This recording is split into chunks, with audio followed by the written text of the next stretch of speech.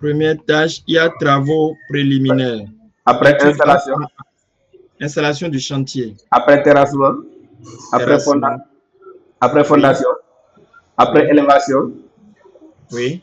Après dallage et plancher. Après Oui. charpente métallique. Après Oui. couverture tôle et étancier. Oui. Après menuiserie. Après Oui. installation électrique. Oui. Après plomberie. Après Oui. revêtement sol. Oui. Après peintre intérieur et extérieur. Oui. Après aménagement extérieur. Oui. Après nettoyage et réception. Oui. C'est Ensuite, bon. C'est c'est fini. bon. Ok, donne-moi les durées qui sont en semaine. Les durées en semaine, nous avons Travaux pour la préliminaires. première tâche, 2 semaines. Une semaine. Attends.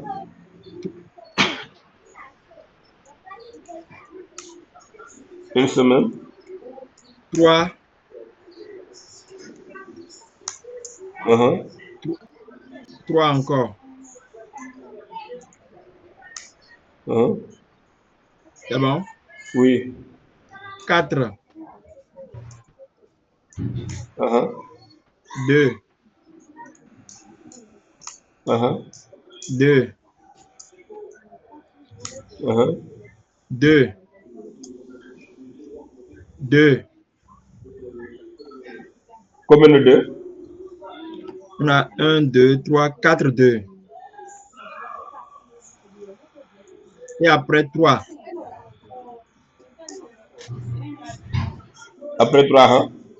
2. Uh-huh. 2. Uh-huh. 3. Uh-huh. 3. Et pour Nettoyage. finir, 1. Oui, et non, nettoyer, ça fait 1. Donc on a sauté une partie. On revient. Le dernier c'est un.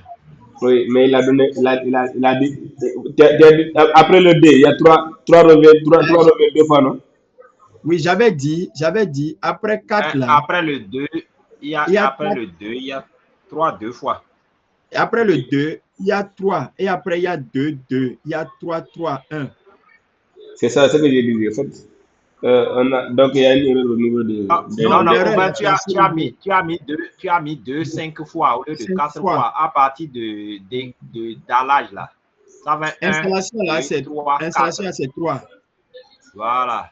Installation, 3 c'est maintenant 3. là. Et ça fait 3 encore. Ça fait 2, 2.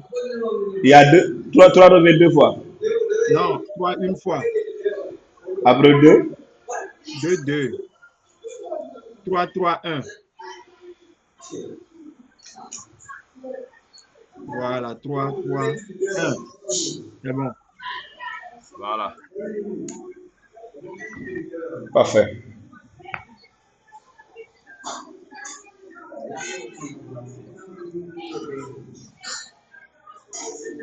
Les prédécesseurs. Ok, l'ordonnancement. Bon, la première tâche, ça n'a pas de prédécesseur. Après, on a 1, Uh-huh. on a 2, Uh-huh. on a 3, Mhm. 4, Mhm. 5, Mhm. 5, Mhm. 7, Combien? 7, Uh-huh. 6, Uh-huh. 6 et Uh-huh. 8. 6 et 8 quoi. Après 6 et 8 encore. On Uh-huh. a 9 et 11, Uh-huh. 12, Uh-huh. 8 et 11, Uh-huh. 13 et 14, Combien? 13 et 14. Parfait. C'est bon. Maintenant, nous allons affecter, nous allons table des ressources.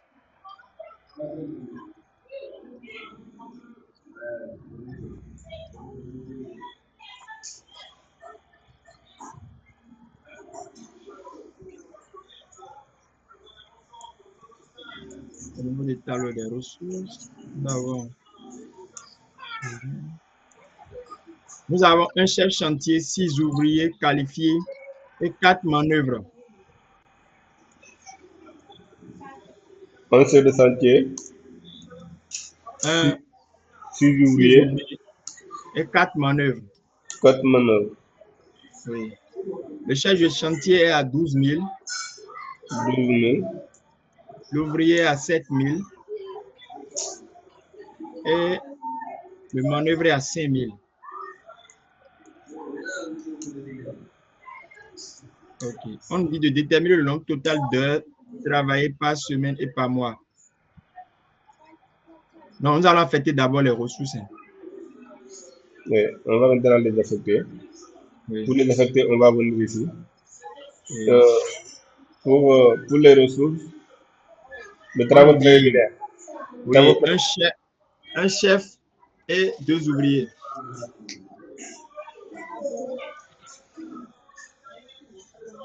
C'est bon? Et 2 ouvriers. Oui, ce qui suit, un chef, 2 manœuvres. Un chef, 2 manœuvres.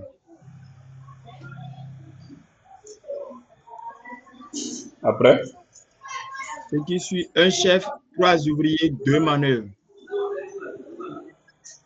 un chef, 3 ouvriers, 2 manœuvres. 2 manœuvres. Oui. Ah, Ce qui suit, un chef, 4 ouvriers, 3 manœuvres. un chef, 3 ouvriers, 4 manœuvres. Et non, un chef, 4 ouvriers, 3 manœuvres. Un chef, 4 ouvriers, 3 manœuvres. C'est bon? oui, c'est bon. Ce qui suit, un chef, 5 ouvriers, 3 manœuvres. 5 ouvriers, 3 manœuvres. Oui. C'est bon? 5 ouvriers, 3 Un manœuvres. chef, oui. C'est bon, Ce oui. qui suit, un chef, 4 ouvriers. Un chef, 4 ouvriers. 4 ouvriers. C'est bon. Ce qui suit, un chef, 3 ouvriers. Un chef, 3 ouvriers. 3 ouvriers. Ce qui Après, suit, un chef, 2 ouvriers, 2 manœuvres. un chef, 2 ouvriers, 2 ouvriers, 2 manœuvres. 2 manœuvres. Après, 2 ouvriers. 2 ouvriers.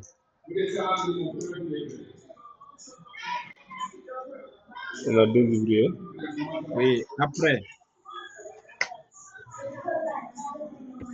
C'est bon? Attends.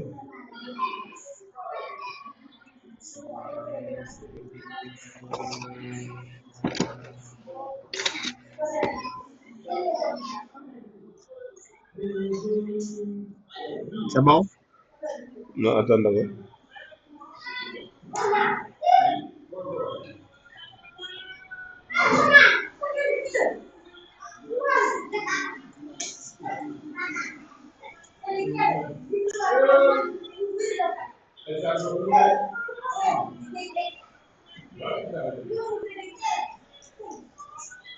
Deux ouvriers, hein? Oui.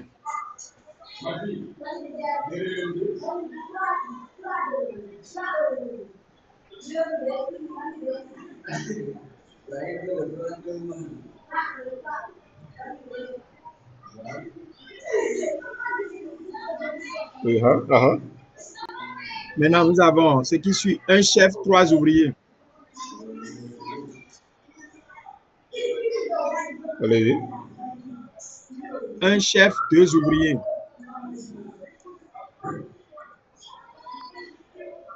Allez-y. 2 ouvriers.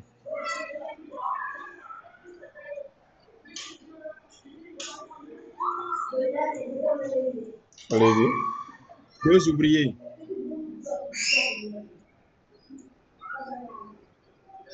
Allez-y. Un chef, 3 manœuvres.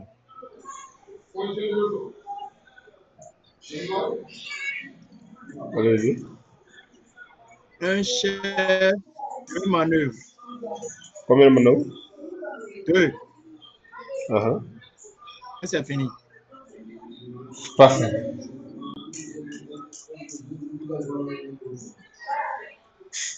Et quelle est la question suivante? La question suivante, on dit, bon, on dit déterminer le nombre total d'heures travaillées par semaine et par mois. Maintenant, moi, il y a une question d'abord. Allez-y. À ce niveau-là, on ne va pas travailler sur les jours fériés et tout.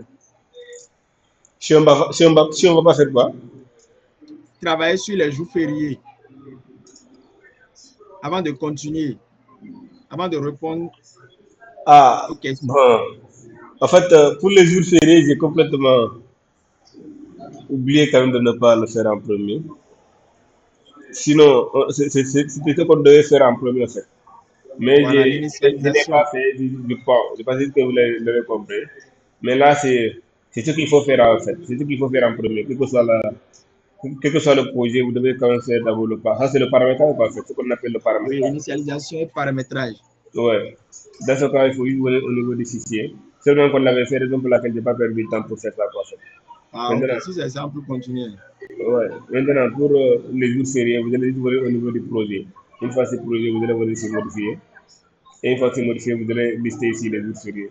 Et que vous listez les jours fériés ici, si vous voulez travailler les samedis également, comme on l'avait dit, l'heure de paramétrage, vous allez cliquer ici encore, cliquer sur la première ligne. On va venir ici, on prend le samedi, on code d'abord le troisième, et on prend le samedi comme étant, le samedi dimanche comme étant le jour.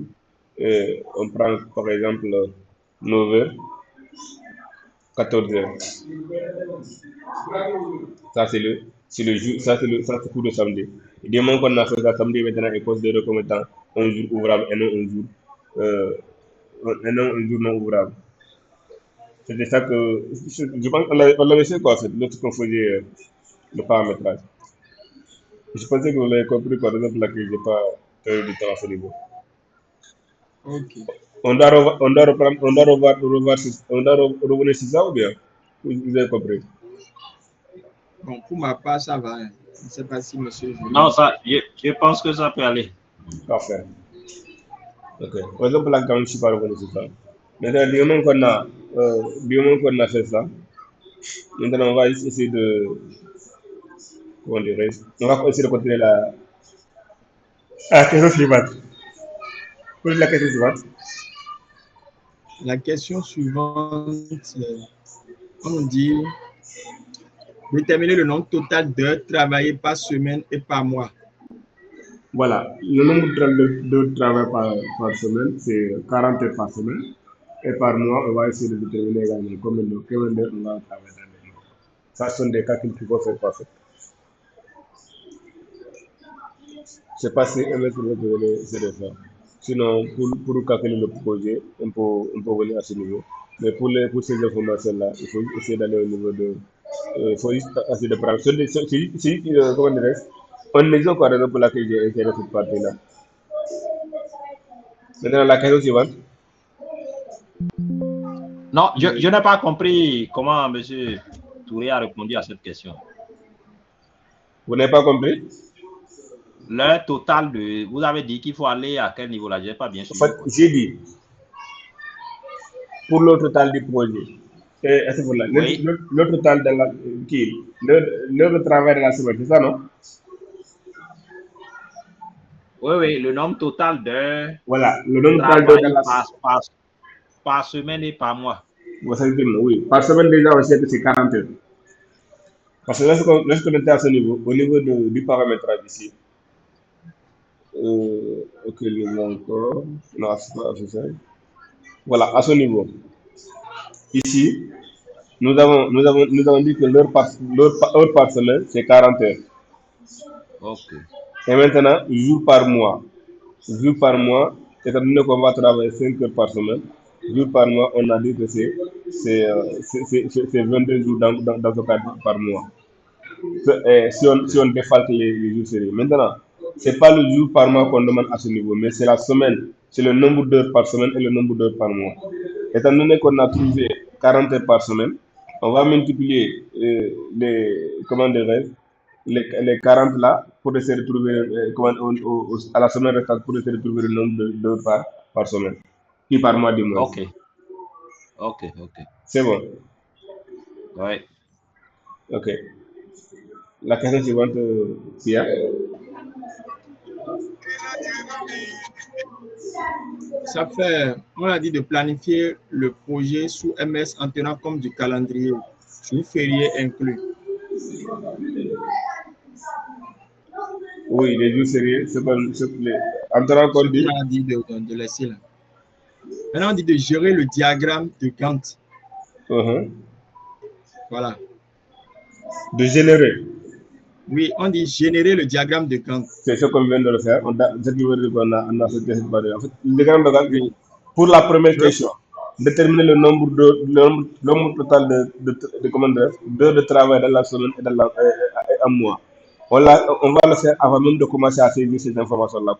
Parce que là, on va commencer à travailler sur le paramétrage, essayer de définir le jour de travail, qui est le nombre de travail, le jour de travail dans la semaine et le nombre également. Et le nombre de jours également dans la semaine, dans le mois du mois. C'est là qu'on va essayer de le faire. Maintenant, pour la deuxième question qui est de planifier le projet sur MS Project, c'est ce qu'on appelle la planification. On a planifié sur MS Project à ce niveau. Maintenant, une fois qu'on planifie, on a notre diagramme de Gantt qui est affiché à ce niveau. Le diagramme de Gantt, c'est là. C'est le tableau de diagramme de Gantt. Nous avons qui est divisé en la partie qui nous permet de faire la saisie, l'autre partie qui nous permet de faire la visualisation des diagrammes de Gantt. Donc, ce qui veut dire que ce que vient de saisir la saisie, c'est ces diagrammes-là qui se trouvent à ce niveau. C'est sa visualisation qui se trouve à ce niveau. Ce qu'on a saisi, ces informations nous permettent de mieux lire ce qui a été saisi ici. Maintenant, pour la quatrième question je sais pas, qui parle de quoi encore, Pierre? Bon, là, on a dit, moi j'ai une question au niveau du diagramme de Gantt. Vas-y. Et si nous voulons par exemple imprimer que la partie diagramme de Gantt, là, on fait comment? Est-ce qu'on a cette possibilité? La partie visualisation, ici. Oui, c'est ça la seule. Visualisation seulement ou bien avec les informations saisies? Bon, je sais que pour imprimer le tout là, c'est possible. Maintenant, si donc vous voulez diviser diagramme de Gantt. Vous voulez diviser ce tableau-là en deux? Imprimer seulement un diagramme de Gantt seul. Dans ce cas, ça ne sera pas possible de faire l'impression. Mais c'est possible quand même de faire la capture. Capture, ok. Comme au niveau de votre clavier, il y a quelque part qui est écrit IMP. Oui. IMP, vous faites ça, vous cliquez sur IMP, après vous allez sélectionner la partie que vous voulez imprimer. Vous sélectionnez et directement la capture a été faite. Vous avez la possibilité de voir la capture. À part ça, je ne vois pas d'autre opportunité de le faire. À moins que ça arrive, mais en tout cas, je ne vois pas d'autre opportunité. Non, il n'y a pas de souci. Parce que, en fait, cette partie-là, ouais, quand on finit de faire la planification, par exemple, dans un document de projet, on veut mettre cette partie-là. C'est pour ça que je demandais. Ah, ok. Vous pouvez faire la capture pour essayer de nous présenter comme ça, quoi. Ok. Ok, la question suivante. La question suivante nous demande produire le réseau PET des tâches. Ok, le réseau PET des tâches, il faut venir au niveau de l'onglet tâches d'abord. Une fois sur l'onglet tâches, vous allez venir au niveau du diagramme de Gantt. Vous allez prendre le réseau des tâches. Il va vous donner le réseau PET des tâches qui est là. Ouais, c'est le réseau PET des tâches. Ok. Le réseau PET de chaque tâche. Ok. C'est bon? Et là, c'est ça qui nous permet de voir, par exemple, ça trace un peu notre chemin. Oui, effectivement. Ça, Okay. si on voit également, dans cette tâche, il a donné le débit, il a donné le numéro de la tâche, il a donné également la date de fin, la durée également, et enfin, quelles sont les personnes qui sont, c'est-à-dire les responsables, quoi, en fait, les responsables de cette tâche-là. Il a donné ces informations. C'est bon. C'est bon, hein? Oui. Vous voyez une question? Non, ça peut aller. Hein. Parfait. La question suivante. Ok. Monsieur Touré. Allez-y. Et bon, j'ai une question de curiosité. Hein. Par exemple, quand restons toujours au niveau de réseau des tâches là, et ici, lorsqu'on finit de réaliser une activité, souvent c'est ça qui bat ça, non? C'est ça qui? Parce que j'ai constaté souvent que quand on finit de réaliser une activité, par exemple, une activité achevée, je vois souvent une traite horizontale qui bat, par exemple, si c'était la tâche préliminaire qu'on a terminée maintenant là, ça va barrer. Oui, effectivement, si on avait, s'il y avait des tâches, si il y avait des tâches qui étaient exécutées, automatiquement, Oui. ça sera barré complètement. Quoi. Il y aura des tâches, il y aura des barres qui seront là. Ok, c'est ça que je vais demander. Oui, effectivement. Ok, merci. Autre question? On dit identifier les tailles critiques et le chemin critique. Ok, je pense que c'est ce qu'on vient de faire lorsque tu étais en train de travailler. Mais là, ici, on va avoir beaucoup de chemins critiques et tâches critiques parce qu'on n'a pas terminé le projet. Okay. Là, du moment qu'on clique ça, vous voyez, je pense que ça a répondu à la question de Julien par rapport au. Voilà, vous voyez que les tâches qui sont en rouge. Mais vous allez voir aussi que si on arrive au niveau de l'état d'avancement du projet, et ces tâches-là, ces tâches qui sont en rouge, vont disparaître complètement. Pourquoi? Parce que tout simplement, actuellement, on ne sait pas l'état d'avancement du projet. On sait seulement la durée du projet.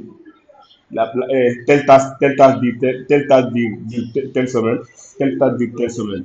Mais on ne sait pas en réalité actuellement le projet est à quel niveau.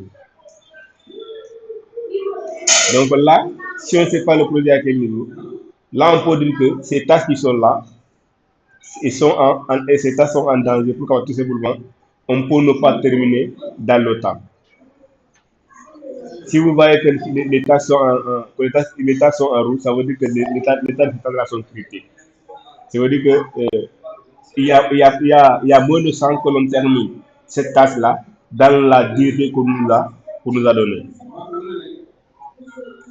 Maintenant, si on arrive au niveau de l'état d'avancement également, et qu'on arrive par exemple à ce niveau, je vais juste essayer de prendre achevé par exemple. Je dis qu'ici, nous sommes à 100%. Vous voyez, du moment que j'ai mis 100%, automatiquement le rouge a disparu. Oui. Pourquoi? Parce que tout simplement, avant, la tasse-là était en danger. On se dit que cette partie-là, on a moins de chances de réaliser cette tasse-là avant la fin de l'activité. Mais du moment qu'on nous a dit que la tasse a été exécutée, donc on n'a rien à craindre. La tasse a été exécutée, donc l'état de cette tasse n'est pas critique. Est-ce que vous avez compris? Oui, bien sûr. Oui. Parfait. Donc, allez-y. On nous demande maintenant et le chemin critique. Hein? Et le chemin critique, tâche critique et chemin critique. Oui. En fait, au niveau de la tâche critique comme ça, du moment qu'on a posé la tâche critique, on a également des informations qui nous permettent de voir ces informations, c'est-à-dire quelles sont les tâches qui sont dans une situation critique. Et là, si on permet de ressentir ces informations-là, c'est-à-dire ces tâches qui étaient en situation critique, là, on pourra maintenant essayer de trouver une solution. Si on avait fait d'abord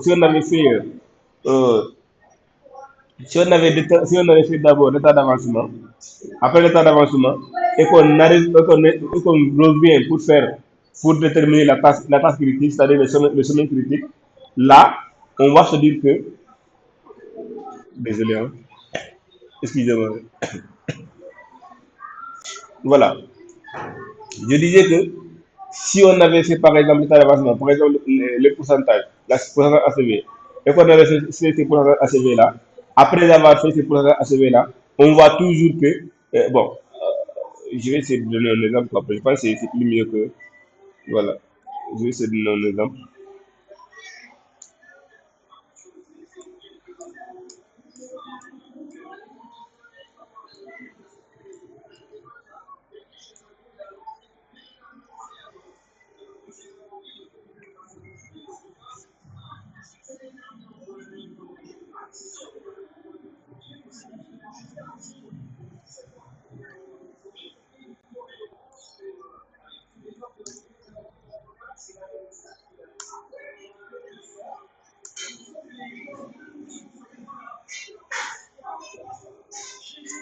Voilà, on a fait ça. Maintenant, je vais essayer de déterminer le sommet critique pour voir est-ce qu'en réalité, après ça, est-ce qu'en réalité, il y a des projets aussi qui sont il y a des tâches qui sont en situation de danger.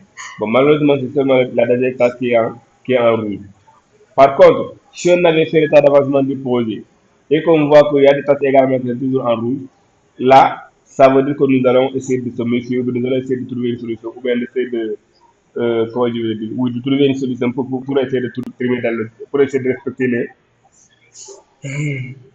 pour essayer de respecter la durée, quoi, en fait. Mais là, dès lors qu'on a fait l'état d'avancement des projets, on s'est rendu compte que il n'y a pas de projet, il n'y a pas de tâches qui sont en retard. Dans ce cas, là, il y a un consulté à ce niveau. Le semaine critique, c'est du moment qu'on a activé la tâche critique, on a eu également des informations concernant les semaines critiques de cette tâche-là. C'est bon.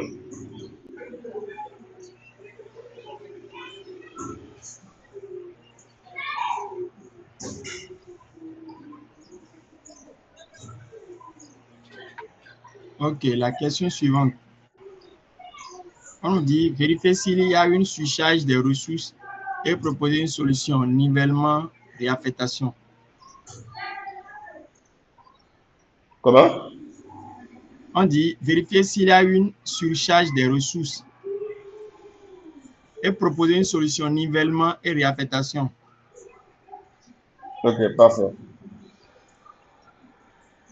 Maintenant, à ce niveau, on va essayer de venir au niveau de mode des tâches, la colonne qui est là. On voit en réalité il y a des tâches qui sont surutilisées. C'est-à-dire ceux qui sont en rouge sont des tâches qui sont surutilisées. Maintenant, pour essayer de faire le nivellement, comme on l'a fait tantôt, on va venir encore au niveau des ressources. Une fois sur ressources, nous allons voir sur niveler. Soit on va niveler la ressource, on va niveler tout. Nous, on préfère niveler tout, toute la ressource. Et dès moment qu'on a nivelé toute la ressource, on a vu comment dire, c'est que ça a changé. Vous allez voir, normalement, si vous voyez le diagramme, du moment que je clique sur le nivellement, vous allez voir qu'il y a un décalage en fonction en fonction de ces informations-là. Et du moment qu'il y a le décalage là, vous allez voir également que ici, au niveau de la durée, les semaines vont augmenter. Mais quel que soit, même si les semaines augmentent, ça ne va pas dépasser, ou bien ça ne va pas toucher, comme je veux dire, ça ne va pas impacter à la fin du projet. Seulement que, oui, ça va pas, il n'y aura pas d'impact, il y aura pas d'impact sur la fin du projet. Est-ce que vous avez compris? Ok. La question suivante. On dit calculer la durée du projet et donner la date de fin estimée. Voilà. En fait, la durée du projet, je vais essayer de.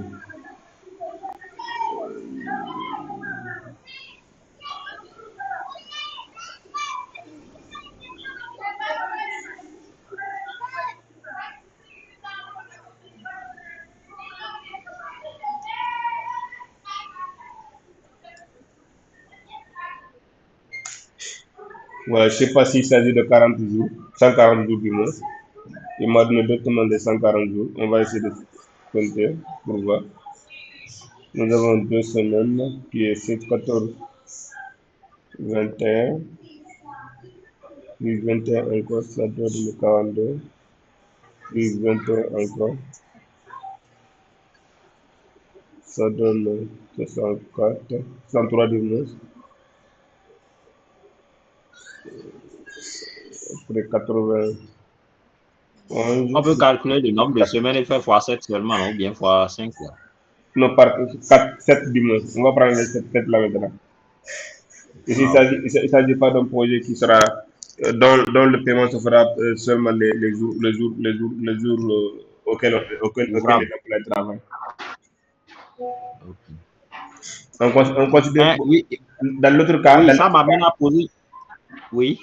Dans l'autre cas, je vous ai expliqué le paiement sur l'exemple des paiements sur le système de pointage, c'est-à-dire le jour où tu travailles, ce jour-là que tu seras payé. Maintenant, ce cas-là également, je vous montrer cet exemple-là en disant que quelle que soit la situation, même si la personne ne travaille pas, elle sera rémunérée quand même. C'est exemple laquelle je vais considérer ce projet comme étant un projet qui s'étend à plusieurs années, plusieurs mois comme ça, plusieurs années comme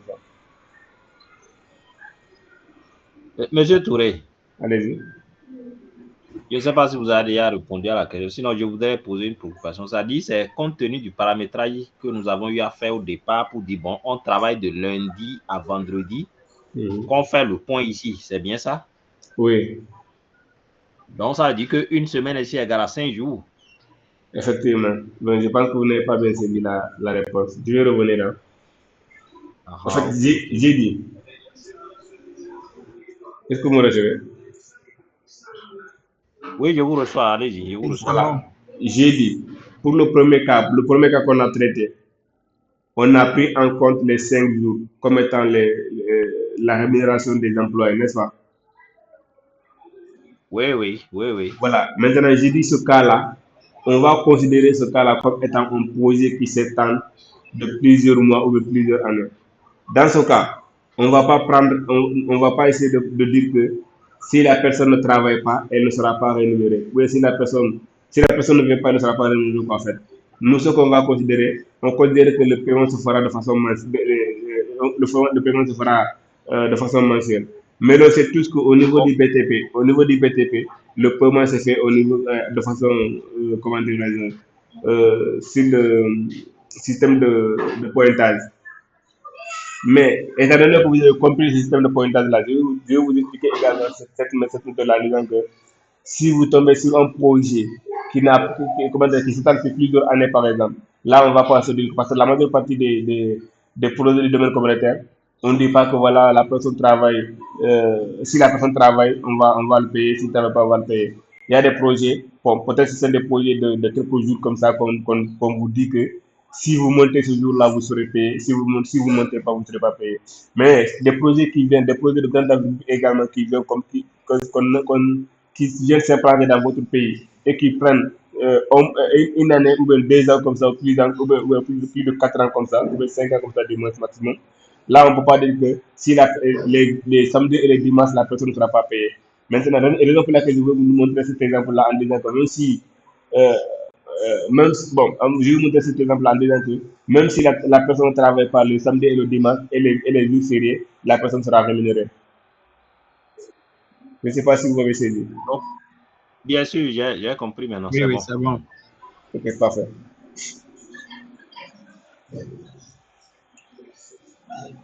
Voilà, on était à ce niveau, plus les 14 semaines, ça donne 105, plus 14 encore, ça donne 119, et plus les 4 semaines, ça donne combien? Ça donne 147, plus les 14 semaines aussi, ça donne 161, plus les 5 semaines, ça donne 196, plus les 14 semaines aussi, encore 14 semaines, ça donne 204, plus les 3 semaines, ça donne 245,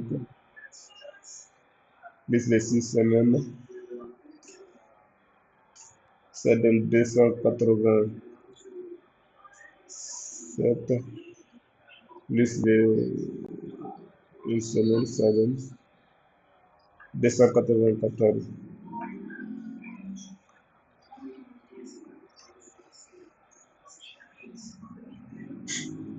Voilà. La question, c'était le coût, non?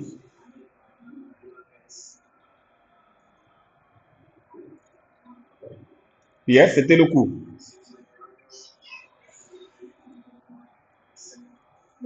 La question, c'était de donner la durée totale du projet et de donner la date de fin estimée.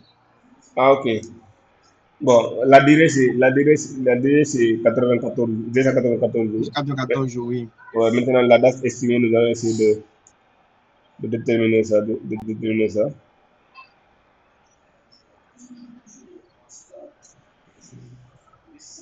Date de fin, hein? Et on vous suit. On va essayer de voir la date de fin. Début, plutôt.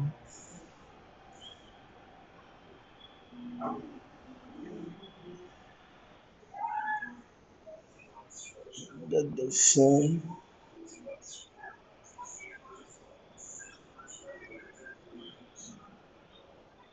Oui, on y va. Ah, ok. Fin. Okay. Voilà. Ce qui veut dire que le projet doit terminer le 1er, 2e mois 2027. Ok. C'est bon. Hein? Ok. Maintenant, on dit évaluer le coût total du projet. Ok, dans ce cas, on va mener le coût du projet. Et là, on a le coût du projet qui est là. 467 000. Ouais. Maintenant, on dit choisir une date d'état et actualiser le projet en supposant que certaines tâches sont achevées à 100% et d'autres partiellement. Bon, ça, c'est les pourcentages. Ouais. On va mener les pourcentages. Oui, on peut mettre 100% là. Bon, ces pourcentages-là, généralement dans le domaine du BTP, hein, Oui. les pourcentages, je ne suis pas spécialiste dans ce domaine-là, mais quand même, parce que je ne suis pas un génie civil. Hein. Il y a, lors d'une formation, il y a un génie civil qui a dit que bon, pour les pourcentages là, ils essaient de se regrouper pour essayer de définir le pourcentage en fonction de l'évolution des tâches qu'on fait. Je sais pas si, voilà, je sais pas si Oui. tel est le cas pour les autres pays. De toutes les façons, on va essayer de prendre un pourcentage comme ça pour essayer pour pouvoir terminer notre exo qu'on fait. Maintenant, ici aussi, la première, pour le travail préliminaire, il va falloir que cette cadre soit à 100% d'abord pour pouvoir coordonner le travail. Parce que après ça, nous avons encore l'installation du chantier. L'installation du chantier, il va falloir que l'on fasse d'abord l'installation du chantier avant de faire le terrassement. Donc, on peut dire que nous sommes à 100% également. À ce niveau, pour la fondation, pour le terrassement du moins, on peut dire que nous sommes à 100% parce que là, il va falloir qu'on termine de faire le terrassement avant d'entamer la fondation. Avant d'entamer la fondation. Une fois sur la fondation, bon, pour la fondation aussi, il faut terminer la fondation avant de faire l'élévation des murs. Même si une partie, peut-être s'il s'agit de 2 appartements, par exemple, on peut dire qu'on est à 80% ici, par exemple. Voilà, on est à 80% à ce niveau. L'élévation des murs, nous sommes donc à 40% par exemple. Dans la plancher, ici nous sommes à 56% par exemple. Et à ce niveau encore, charpente métallique, nous sommes à 60% par exemple. Au niveau de couverture tôle, nous sommes à 20%. Au niveau de menuisier porte, nous sommes à 10% par exemple. Et au niveau de l'installation électrique et câblage, bon, mon pour d'abord, je vais amener à 80%. Et l'installation électrique, câblage réseau, je vais amener à 40%. Au niveau de plomberie sanitaire, je vais amener à 30%. Au niveau de revêtement sol, j'ai amené à 70%. Au niveau de peinture intérieure,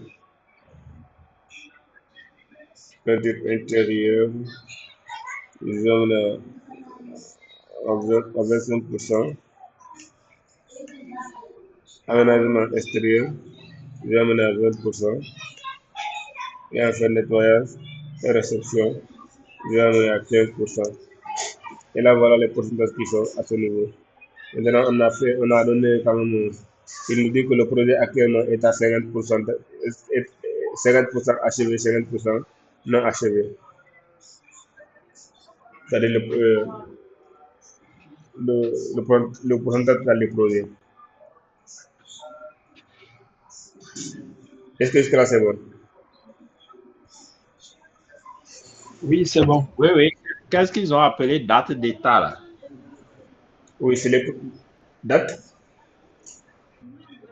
Oui, ils ont dit calculer évaluer, choisir une date d'état et actualiser la date d'état là. C'est une question à 2 points. Quoi. Vous avez la possibilité également de voir l'état. Dès le moment que vous avez ajouté l'état, ça va vous permettre de voir l'état de chaque tâche. Quoi. Et ça va vous permettre également de voir l'état. Si le projet est en avance ou si le projet est en retard, ça va vous donner les informations là. Quoi. Maintenant, les tâches qui ont été achevées, les tâches qui sont des tâches qui ne sont pas en retard, mais qui vont être réalisées dans le futur. Quoi, en fait. Donc, c'est des informations qui sont là. Et si par contre, s'il y avait des projets également qui étaient en retard, il va également le mettre ici, en retard mais sans retard. Et si le projet était également n'est pas en retard en fonction de ce qui a été donné, au lieu de tâches futures, il va dire sans retard, quoi, en fait. D'accord. C'est bon, hein? Ça peut aller. Autre question, la question suivante. La question suivante, on nous demande de proposer, de rédiger un court rapport 1 à 2 pages expliquant les écarts entre la planification initiale et l'avancement réel. Parfait. En fait, à ce niveau, au niveau de ce rapport-là, on va générer le rapport, mais après, vous allez aussi essayer de prendre ces rapports-là, de les imprimer un à un, ou bien de les capturer pour essayer de concevoir un document Word de 2 pages maximum, parce que c'est 1 à 2 pages, c'est ce qui a été dit. 1 à 2 pages, et là vous allez essayer de faire l'interprétation également. Chaque graphique, vous allez pouvoir interpréter, vous allez essayer de faire l'interprétation ou bien d'expliquer les écarts entre la planification initiale de ce projet-là et l'état d'avancement de ce projet, l'état d'avancement réel de ce projet-là. Ça, on peut le dire on peut le faire même à mi-parcours. On peut le faire au cours de l'exécution des tâches pour pouvoir l'envoyer au comité managérial afin d'avoir un aperçu sur le projet actuel. Maintenant, pour le rapport, comme on l'avait fait, vous allez venir à ce niveau, au niveau des rapports. Soit vous allez prendre un nouveau rapport vous-même, ou vous allez essayer de prendre un tableau de bord. Donc, vous allez prendre le rapport des retours, le rapport des coûts qui vous permet de voir l'aperçu des coûts, des ressources, des passements, des flux, ou vous allez prendre le rapport en cours, le rapport des tâches critiques, des tâches à retard s'il y en a. Il vous permet également de voir l'analyseur des recommandations, créer des rapports et la mise en route d'un projet. Il vous permet également de faire le sprint actuel de l'état des tâches, ou le sprint actuel de l'état du travail, ou le tableau de l'état de la tâche, ou encore l'état du travail. Et là, ça vous permet également de faire le rapport visuel sur Excel qui est à ce niveau. Une fois que vous avez ce travail-là, vous avez la possibilité de voir ces rapports-là que vous allez générer sur Excel. Dès lors que vous générez sur Excel, automatiquement, vous allez avoir ce travail qui va se présenter comme ça. On attend comme là. Voilà. Vous voyez, votre rapport est à ce niveau, au niveau d'Excel. Il y a un rapport qui a été généré ici avec il y a un rapport qui a été généré ici, c'est le produit de coût en temps. Il y a également l'utilisation qui est là. Le rapport a été généré en fonction de en fonction de l'information l'information qui est là. Maintenant, vous avez aussi la possibilité de modifier à tout moment ces informations selon selon ce que vous avez à ce niveau. Est-ce que vous allez prendre en compte des coûts? Si vous allez prendre en compte des coûts, est-ce que le coût doit afficher? Donc, on va prendre ça. Sinon, on va prendre d'autres informations que nous voulons afficher sur ce rapport-là. C'est comme ça qu'il faut générer ces genres de rapports. Maintenant, après avoir terminé ça, dès lors qu'on a ajouté le coût, vous voyez que les coûts apparaissent directement à ce niveau. Maintenant, si on veut générer également, comment je vais dire encore, si on veut générer également un rapport, oui, si on veut générer également un rapport par rapport aux ressources, par exemple, venons au niveau du tableau de bord, l'avancement, on va essayer de venir sur l'avancement. Et là, on a les informations qui sont à ce niveau qui nous permettent de faire quand même le rapport. Ça, c'est le travail que vous avez à ce niveau, en tout cas, qui vous permet de mieux faire la tâche, quoi. Comment dirais-je encore? Je pense que c'est tout, hein. S'il y a d'autres questions. En tout cas, le travail le rapport là, avec cette question-là, vous allez faire le rapport, c'est vrai, mais vous allez aussi mettre ces rapports-là sur Word afin d'avoir des interprétations et sous forme d'explication qui vous permettra de répondre à cette question. Maintenant, on va essayer d'imprimer. Je ne sais pas si Julien a suivi cette formation sur l'impression. Voilà, il suffit de l'imprimer. Pour l'imprimer, il faut essayer de venir à ce niveau. Une fois qu'on vient ici, on va essayer de venir ici, au niveau de fichier. On vient sur fichier, on vient sur la marge, on prend une marge, ça dépend. On vient au niveau de la fenêtre. On dit que, en tête du mot, on dit que je veux prendre par exemple le titre du projet. On prend projet de construction.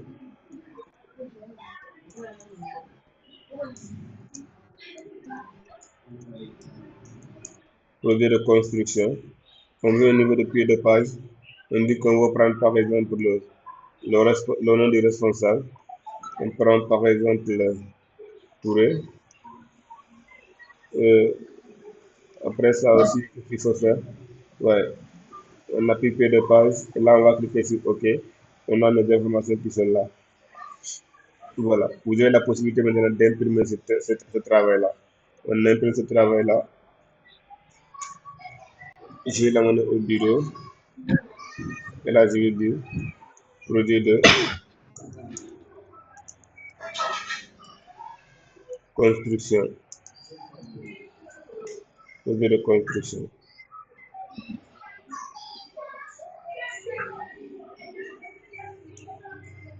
Et là, notre projet normalement est OK. Je vais essayer d'aller au niveau de mon bureau pour voir.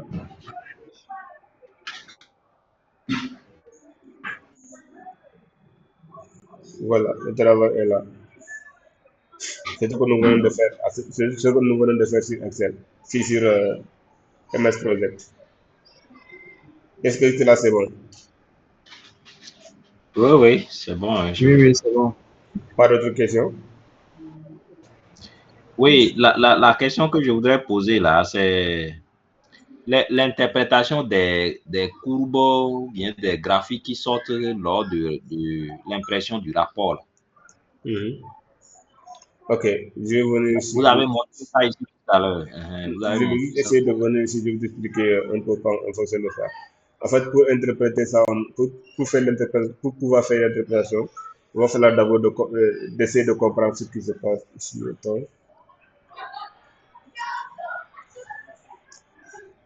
Ici, il va falloir.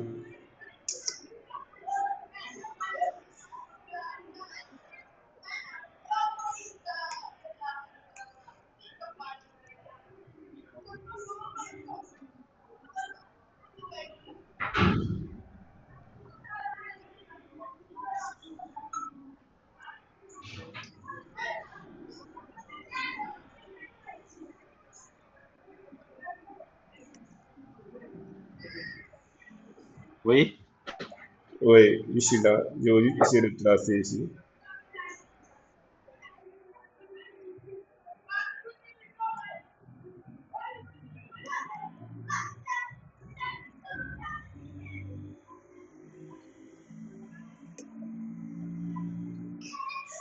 Je vais juste essayer de tracer ici quoi, pour vous montrer en réalité. En fait, ici, pour mieux faire l'interprétation, il faut comprendre ce qui est mis ici. Quoi, en fait. Oh. Pour interpréter le tableau d'en haut, il faut d'abord comprendre ce qui est sous ce tableau-là. Vous avez vu au niveau, au niveau des tableaux, nous avons ces barres-là. Ces barres bleues-là, qui sont appelées des tâches, la barre des tâches. Parce que là, par exemple, si on vous dit que voilà, moi j'ai vu ton travail, vous avez fait un travail extraordinaire. Maintenant, je voudrais que vous m'expliquiez, parce que moi j'ai jamais utilisé MS Project. Les barres bleues que j'ai vues au niveau du diagramme d'organe, ça signifie quoi? Donc, la personne doit être en mesure de mieux expliquer ce travail-là à la personne qui a posé la question. Là, on peut dire que, bon, la tâche bleue que vous avez vue comme ça, c'est la barre des tâches, du moins. La barre bleue que vous avez vue, c'est la barre des tâches. Maintenant, par contre, il peut également voir ce fractionnement qui est là. Je ne sais pas si on va tomber sur un fractionnement. C'est lorsqu'on fait des nivellements, on tombe sur le fractionnement. Maintenant, le fractionnement là, c'est lorsque l'on fasse le nivellement. Et si l'on fait le nivellement, et que l'on fasse si l'on fait le nivellement, on doit avoir ce fractionnement là. Et ce fractionnement là, n'est rien d'autre que, c'est-à-dire, comment je vais l'expliquer encore? C'est-à-dire, c'est l'espace. C'est un décalage, Ouais, décalage de tâches. Je pense que c'est le terme le plus approprié. C'est le décalage qu'on fait. C'est le décalage. Et là, ce point-là également, c'est ne rien d'autre qu'un jalon. Malgré on n'a pas inséré de jalon ici, mais là, c'est des jalons, ces différents sont des jalons. Et là, ce sont des tâches récapitulatives également. Si vous regardez bien au niveau de ce projet-là, nous avons fait la récapitulative ici. On n'a pas beaucoup de récapitulatifs, mais du moment qu'on a fait la seule tâche récapitulative qu'on a fait, ça est là. Et vous voyez, voilà l'effet de la tâche récapitulative qui est là, tout noir. C'est ce qui est là aussi. C'est ce qui est là aussi.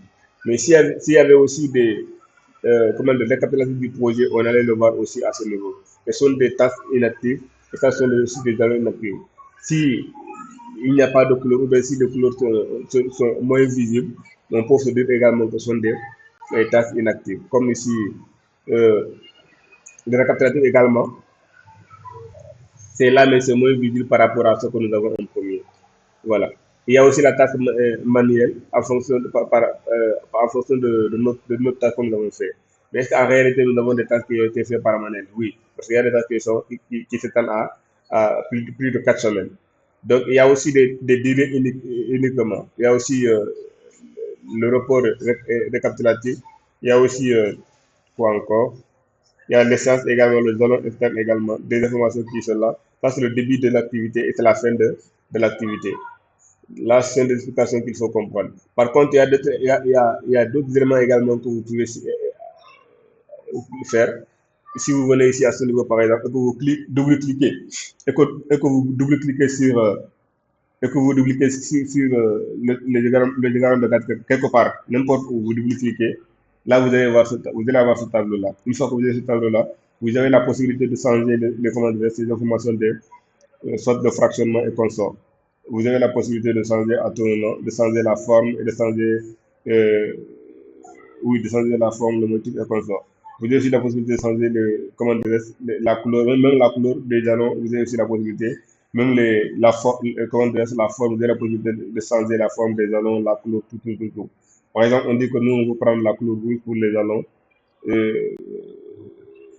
pour le début, pour les jalons qui sont au début, les jalons qui sont au milieu également, tout comme les jalons qui sont à la fin. Nous, on va prendre la couleur noire, qui est rouge du moins, malgré on n'a pas pris de jalons noirs. Maintenant, quelle est la forme que nous allons prendre, ça dépend. Maintenant, on va essayer de voir aussi quelles sont les informations que nous avons prises. Voilà, la tasse récapitulative, parce que c'est ça, on l'avait pris. Maintenant, les tasses récapitulatives, nous, on dit que pour les tasses récapitulatives, nous allons prendre par exemple l'étoile. On prend par exemple l'étoile pour le début de la forme. On prend par exemple la couleur, qu'est-ce qu'on va prendre? Pour la couleur, on dit qu'on va prendre vert, la couleur verte.